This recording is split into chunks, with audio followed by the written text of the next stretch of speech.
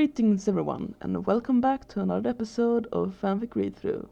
I am Tsubaki94, and I'm reading to you my Danny Phantom fanfic. So, get yourself comfortable, get yourself your favorite cup of tea, or coffee, or maybe a hot chocolate. I don't know, I feel like chocolate right now. Well, where was I? Oh yes, Life's Trial, chapter 25 to 26. Enjoy.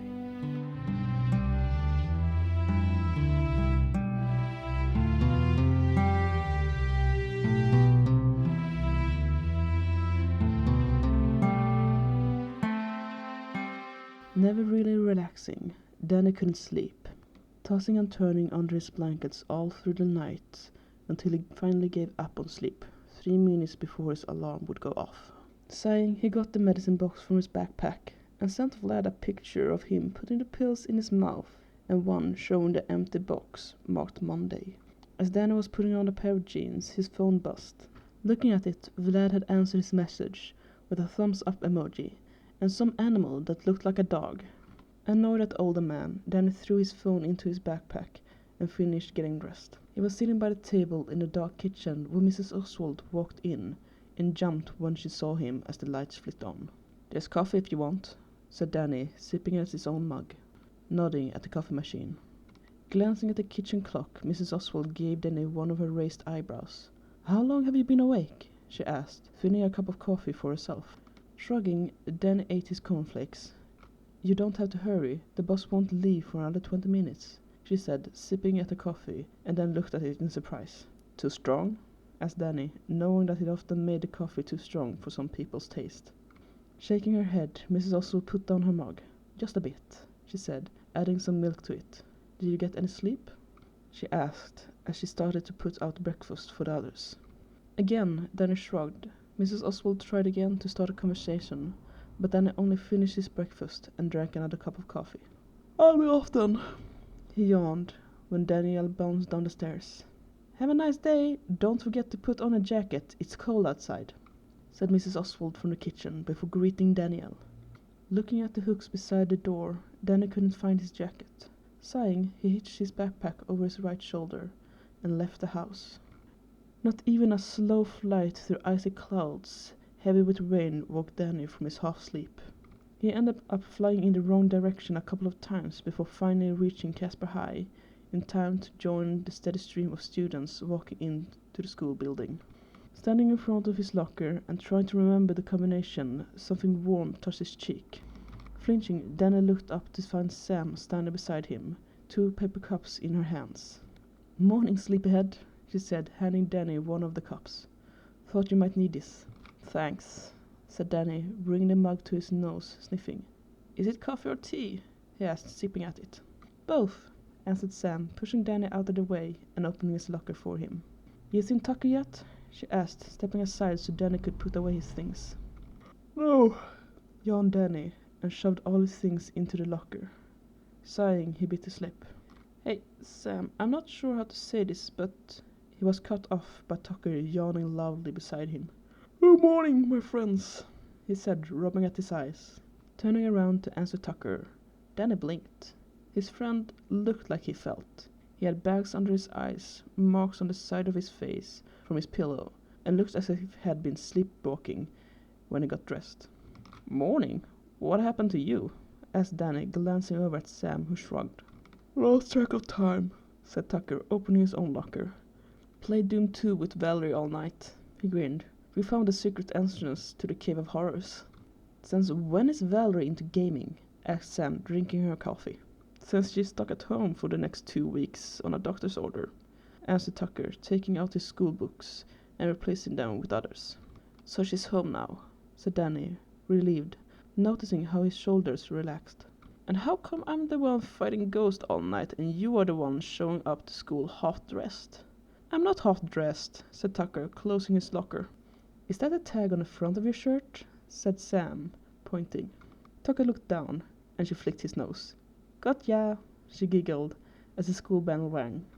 "And there starts another week of learning what the government decides is all right for young minds to learn. Come on, we don't want to be late for English." However strong Sam's coffee/tea was, it didn't help keep Danny awake during English, and he didn't even bother to try and stay awake for the other classes until the bell rang for lunch, and even then he was amazed that he didn't fall asleep into his meatloaf. "Here, try this," said Tucker, putting a Red Bull can in front of Danny before opening one of his own. "You know what's in that stuff, right?" asked Sam, giving Tucker a disapproving look. "Liquid energy," said Tucker, drinking his own energy drink. Sighing, Danny opened the can. He had avoided energy drinks ever since he tasted one his dad had made. It had given him the energy boost as promised, but the sugar high made it hard to concentrate, and the inevitable sugar crash wasn't worth it. Once again, Sam and Tucker were arguing, this time over the benefits and risk involved in drinking the energy drinks. Taking a gulp from the can, Danny choked and almost spat it out before forcing himself to swallow, rubbing his tongue on his sleeve. "See, tastes like crap and isn't even healthy for you," said Sam, as if Danny had just proven a point. "You don't know what you're talking about. I'm practically living on this stuff, and I'm alright," Tucker countered, gulping down his own drink. "You also only eat meat, and your first vegetable in 14 years was a year ago," said Sam, taking a large bite of her own bag lunch. "Sorry, Tuck, but I'm with Sam on this one," said Danny, pushing the can over to Tucker. "Tastes like..." He shuddered at the thought of what it actually tasted like. "Tastes like sugar and chemicals. It's too sweet." Shrugging, Tucker finished his own can. "Suit yourself." He took the one Danny had started and finished it off as well. Turning his attention back to his meatloaf, Danny made an effort to stay awake. He had almost finished his food when someone shouted at them, "Hey, nerds! Incoming!" All the nerds in the cafeteria turned around to look at the speaker. An A-list sophomore student from the football team kicked a ball at the three friends. Tucker and Sam both dodged, but Danny, who was slow to react, lifted his arms and took the hard ball on the back of his forearms. Pain flared up, forcing Danny to bite down on a cry. "Real mature," Sam shouted back, and picked up the ball from where it had landed. With the ease she always had in sports, she threw the ball back at the jerk. She would have ignored the laughing guy if it hadn't been for Mr. Lancer, who walked into the cafeteria at just that moment. It was really hard for them to explain that it wasn't Sam's fault, but the jerk who had thrown the ball. No one wanted to get into trouble with the teachers, or any of the A-lister students, making it hard for Mr. Lancer to judge fairly, having only seen Sam throw the ball. She got away with a warning, but was in a bad mood the rest of the day. When school finally ended, Danny walked with his friends until they had to split. "You want to come over to my place?" asked Tucker, as Sam walked off in the direction of her home. "I got this new controller from eBay. You wouldn't believe what some people practically give away." "Can't. I have to take care of the ghost in the thermos. And then there's those extra assignments I have to do because I missed school 3 days last week." Then he sighed, turning to go home. "I'll see you on the patrols tonight," he yawned, waving goodbye to his friend. End of chapter 25. Chapter 26. Making his way home to the Fenton Works, Danny turned invisible a block away from the building and faced through the front door. Expecting to find his parents either working on some new invention or playing chess in the living room, Danny was surprised to find them sitting in the kitchen with a person he'd only met once before. "I have to say this, but that is how things are right now," said Mrs. Stewart, sitting across the kitchen table from Maddie and Jack Fenton. "You can't be serious," said Danny's dad, rising in his chair. "We could never hurt our son. Never!" He slammed his palm down on the table, earning him a raised eyebrow from Mrs. Stewart. "Jack, sit down," said Maddie, putting a hand over her husband's. "Mrs. Stewart, I understand what you are saying, but where is the evidence to support these accusations? What my husband says is true. We'd never do anything that could harm our children." Mrs. Stewart sighed and lifted her iPad from the table, turning on the screen. "Mr. and Mrs. Fenton, there is plenty of evidence. Starting with his record from Casper High, it is enough to raise suspicion." She cleared her throat. "Plenty of his teachers have reported that he has arrived late for class with no excuse, and often bruised." She swiped on the screen, an eye on the Fentons, watching their reactions. "I'm sure you already heard about this from the school as well. The reports of him sleeping in class and leaving in the middle of lessons."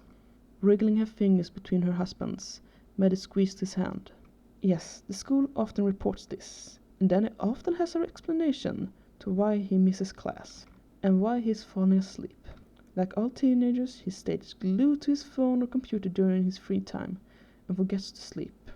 Jack nodded, keeping his mouth shut and letting his wife do the talking. Swiping her fingers over the screen, Mrs. Oswald brought up a photo of Danny. I have reports from 3 doctors here who also noted the boy's obvious lack of sleep, and that he has an abnormal tolerance to pain. She turned the tablet to show the parents the photos. And there's the question on how he got the scars. She flipped through pictures of Danny standing shirtless against a white background. To quote a Dr. Andrews, "The amount of scars on Daniel's body is something I would have expected to see on the body of a veteran U.S. Marine, not a teenager." Sharp eyes watched the 2 Fentons as they exchanged looks. The ME who examined your son for signs of abuse said that the scars are from wounds that are deep enough to leave scars, but not life-threatening. And there are signs of him having received treatment, but there are no records of him receiving medical treatment before visiting an ER in November. Lifting her eyes from the tablet, Maddie Fenton glared at Mrs. Stewart. He was in an accident a little over a year ago, where he got hurt. The mayor's car exploded beside him. She pointed at the picture of Danny, staring empty-eyed into the camera. But he has never been this thin, or had this look in his eyes. Sighing, Mrs. Stewart took back the tablet and swiped to another page of text. "In all these social cases, the children is required to talk to a psychiatrist," she said, scrolling down a page.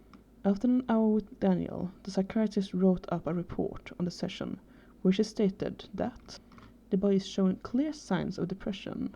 It is obvious that he has trouble at home, seeing as he avoids talking about his parents and changes the subject whenever he talks about family. "What?" both the adult Fentons exclaimed. "How the fuck did she get depression after me sitting on the cold couch doing my homework?" asked Danny, having turned visible in the door.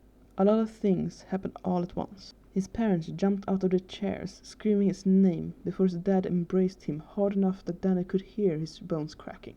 "Jack, you're suffocating him," his mother said, making her husband let go of their son, so that she could hug him, with equal bone-crushing strength. Danny didn't fight his parents' loving embrace. He'd rather be crushed by their love than the guilt he'd felt every time he'd passed them the other days. "Daniel, what are you doing here?" asked Mrs. Stewart, standing halfway out of her chair. She'd been on her way to stop the 2 parents, but seeing how they weren't hurting him, she'd halted herself halfway up. "Sweetie, I missed you. Are you all right? Are you getting enough sleep? Are they treating you right, wherever it is these people have sent you?" asked Maddie, cradling Danny's face in her hands. "You're getting enough to eat at that place, Danny boy. You look a little thin," asked Jack, ruffling Danny's hair. "I'm fine, Mom. Yes, I get enough to eat. You don't have to worry about me," said Danny, trying his best to get away from his father's large hand. "I missed you too." "Daniel," said Mrs. Oswald in a hard tone of voice, "we told you that you couldn't go home. This will only complicate things even more for you and your parents." The 3 Fentons turned steely eyes on his social worker. Danny made his mother let go of his face as he leveled his icy blue eyes on Mrs. Stewart. "Yeah, but answer me this. How can a psychiatrist diagnose me with depression when I didn't say a word to her during the entire time I was in that cold office of hers?" Blinking, Mrs. Stewart looked down at her tablet. "That's not what the report says," she noted, flicking through it. Tightening her grip on Danny, his mother cleared her throat. "Then we're back to square one. Where are your proof that we are hurting our boy in any way?" Shaking her head, Mrs. Stewart straightened. "There are more evidence, Mrs. Fenton. There are more evidence, Mrs. Fenton. When our people went over your house last week, we found, among other things, a diary kept by your daughter, who is away at college right now, I believe." "You looked in my sister's personal diary?" said Danny, fearing what his sister might have written about him. "Yes, just as we looked through your computer and books before giving them to you," said Mrs. Stewart, annoyance flickering through her eyes. "And in the diary, your sister writes that your parents strapped you to a spinning table to, and I quote, spin the craziness out of you when you were stressed out and needed to relax." All the Fentons shrugged back. "It was just a misunderstanding," Jack began. "We didn't hurt him," said Danny's mom. "Turned out that the ghost that was pissing me off could only be seen by kids.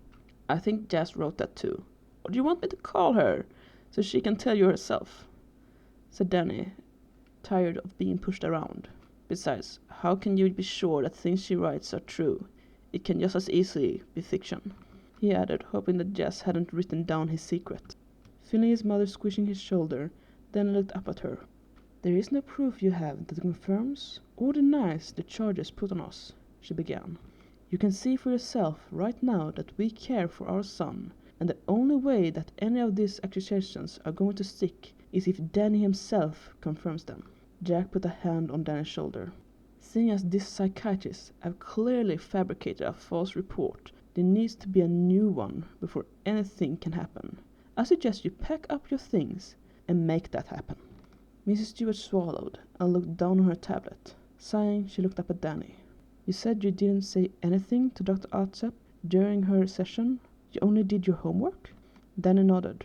"We had a problem with a student counselor once. After that, I'm a bit suspicious of who I open up to. You understand? No normal person spills all their secrets to a stranger," he said, remembering the depressing Spirit Week. Crossing her arms over her chest, Mrs. Stewart shook her head. "You aren't making this easy for us," she sighed. "I have to schedule a new meeting with a new psychiatrist. And there's the problem we are having now. The rules are there to protect you and to make things easier." Looking at Mr. and Mrs. Fenton, she smiled softly. "I'll do what I can to look into this mess, but you all have to be honest with us, so we can return Danielle to you with a good conscience." Jack opened his mouth to say something, but got an elbow in the ribs to shut him up. "I understand that, but would you give us some time with Danny now? We haven't seen him in over a week," asked Maddie, pressing Danny close to her chest. Sighing, Mrs. Stewart shook her head. "I'm sorry, but I can't. We have more things to go over. It's best if Daniel isn't here." "Why? If it's me you're talking about, shouldn't I have the right to be here?" asked Danny, annoyed at being treated like a child when he was practically an adult. "You're right, son," said Jack, squeezing Danny's shoulder harder. Danny was somewhat relieved that it was his right shoulder and not the left. "You're practically an adult, and these are things that involves the whole family. You should stay." Suspecting that they were just making excuses to spend some time together, Mrs. Stewart couldn't help but see the logic in their argument. She eventually agreed to let Danny stay, but kept her sharp eyes on the three of them, all the time watching for any kinds of signs between them. When it was time to leave, Mrs. Stewart offered to drive Danny back to Mrs. Oswald. Danny declined the offer, saying that he'd rather take the bus and stopping by the library before returning, something about having to look for a jacket. Agreeing to this, Mrs. Stewart didn't take her eyes off Danny before he was on the bus to Wishing Hill. End of chapter 26.